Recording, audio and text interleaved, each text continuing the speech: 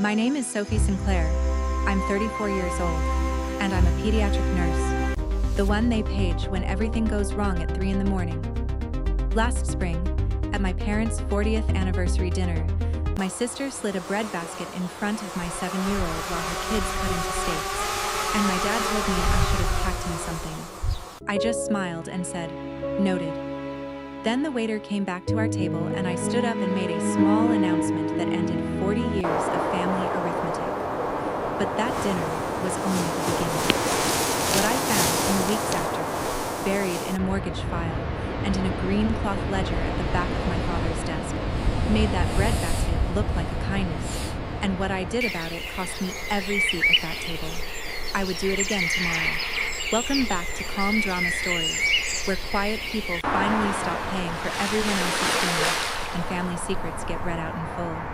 If you have ever been the one who always covers the check, this story is for you. Drop a comment below and be sure to subscribe. Harlan's Chop House is the kind of place Millbrook saves for graduations and funerals with good insurance. White tablecloths. Jazz turned down low. My sister Madison had booked the long table by the fireplace for our parents' 40th anniversary, and she'd called ahead that afternoon to pre-order for everyone.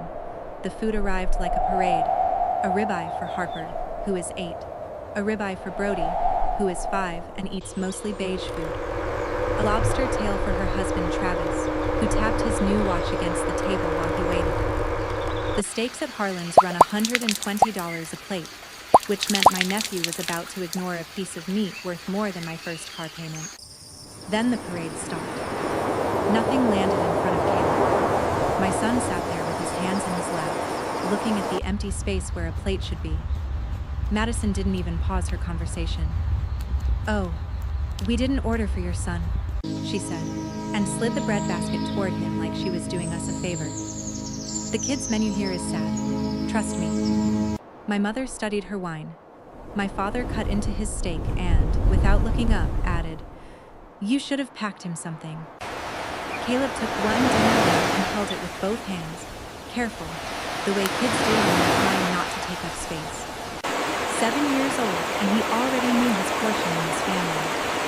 I felt something in my chest go very quiet and very cold, the way it does at work right before I start giving orders.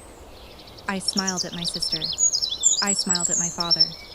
"Noted," I said.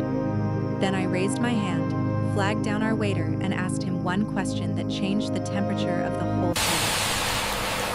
"Are you still serving the full menu?" I asked. The waiter said